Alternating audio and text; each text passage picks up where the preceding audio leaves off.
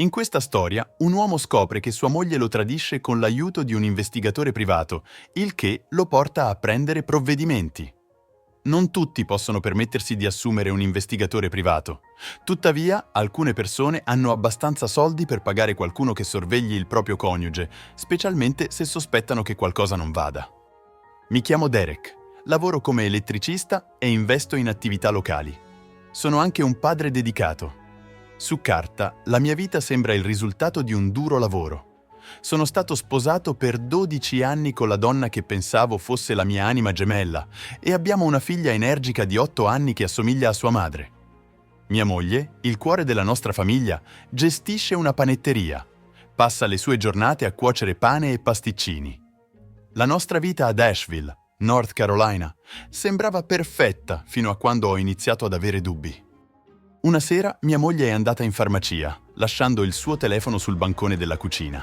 È allora che il telefono ha vibrato 1, 2, 5 volte.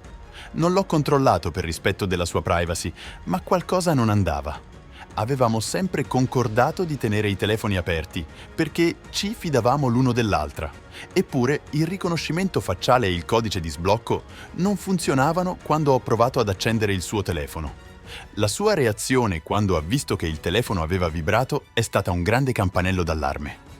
Ha preso il telefono in fretta e ha agito nervosamente, cosa che non era da lei.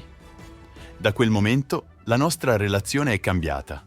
Le sue uscite serali con le amiche della panetteria, un tempo rare, sono diventate più frequenti. Faceva chiamate private e cambiava vestiti dopo il lavoro per uscire. Ho notato tutto. La vicinanza che condividevamo è svanita, la distanza è cresciuta sia fisicamente che emotivamente. Ho parlato con un amico che era appena passato attraverso un divorzio e mi ha detto che dovevo prendere sul serio questi segni. Dopo molte riflessioni, ho deciso di assumere un investigatore privato. Non è stata una scelta facile considerando nostra figlia e la vita che avevamo costruito, ma avevo bisogno di sapere la verità, altrimenti avrei continuato a chiedermelo. Assumere un investigatore privato sembrava strano, come una scena di un film. L'investigatore ha promesso di essere discreto ed efficiente.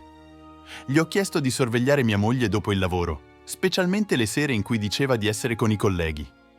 L'indagine è stata difficile da sopportare. Ogni giorno, senza notizie, faceva correre la mia immaginazione. Quando l'investigatore privato ha finalmente chiamato, è stato sia un sollievo che uno shock. Le prove erano chiare. Mia moglie aveva una relazione. I filmati la mostravano passare da un partner all'altro. Andava ovunque con questi uomini, in hotel, baciandosi nelle auto di questi ragazzi, e con un uomo in particolare passava molto più tempo rispetto agli altri. L'attradimento mi ha colpito duramente, scuotendo le fondamenta della nostra famiglia. Con le prove in mano ho visto un avvocato, il che sembrava irreale. Parlare di beni, custodia e delle potenziali conseguenze sembrava raccontare la storia di qualcun altro, ma era la mia vita e dovevo pianificare i miei prossimi passi. Le parole dell'avvocato sulla custodia e sugli alimenti mostravano che la legge non si preoccupava del dolore personale. L'infedeltà, a quanto pareva, era un problema personale, non legale. Con il cuore pesante ho iniziato a proteggere il mio futuro finanziario e soprattutto il benessere di mia figlia. La notte dopo aver visitato l'avvocato è stata una delle più lunghe della mia vita. Mentre giacevo accanto a mia moglie, non potevo credere che potesse mentire accanto a me dopo aver tradito. Il giorno seguente ho agito con metodo, lottando con il tumulto dentro di me. Ho cambiato la mia polizza di assicurazione sulla vita e ho aperto un nuovo conto bancario come risposta silenziosa al suo tradimento. Consegna dei documenti per il divorzio è sembrata l'ultima tappa per terminare il nostro matrimonio. La reazione di mia moglie è stata un misto di shock e incredulità, ma ero al lavoro e non l'ho vista. Le sue chiamate sono rimaste senza risposta mentre mi concentravo sul mantenere la normalità per mia figlia e il mio team. Fingere che tutto fosse normale a casa è diventata un'arte. La partenza di mia moglie, portando nostra figlia dai suoi genitori, mi ha lasciato con sentimenti contrastanti di sollievo e tristezza. L'udienza per il divorzio è stata senza eventi. La custodia condivisa è stata dolce amara, ma non pagare gli alimenti è stato un grande sollievo. Dividere i nostri beni è sembrato minore rispetto a perdere la mia famiglia. Le settimane dopo il divorzio hanno messo alla prova la mia forza. Coparentare con la donna che una volta amavo è stata una sfida quotidiana. La felicità di mia figlia è diventata la mia massima priorità. Sfortunatamente, la mia ex moglie ha cercato di rovinare la mia reputazione, il che mi ha molto disturbato. Mi ha dipinto come il cattivo, il che ha alimentato la mia rabbia. All'inizio avevo intenzione di ignorarlo, ma i pensieri di vendetta hanno preso il sopravvento sulla mia mente. La vendetta, che avevo sempre pensato fosse meschina, è diventata un modo per riprendermi la mia storia. Inviare i filmati alle nostre famiglie non è stato facile. Le conseguenze sono state immediate e intense, ma mentre le cose si stabilizzavano, mi chiedevo se la mia vendetta avesse portato pace o più dolore. Riflettere sulle mie azioni e sulle scelte che mi hanno portato qui riempie le mie giornate. Le lezioni d'amore, tradimento e ricerca di giustizia sono ora parte di me, guidandomi verso un futuro in cui potrei fidarmi di nuovo.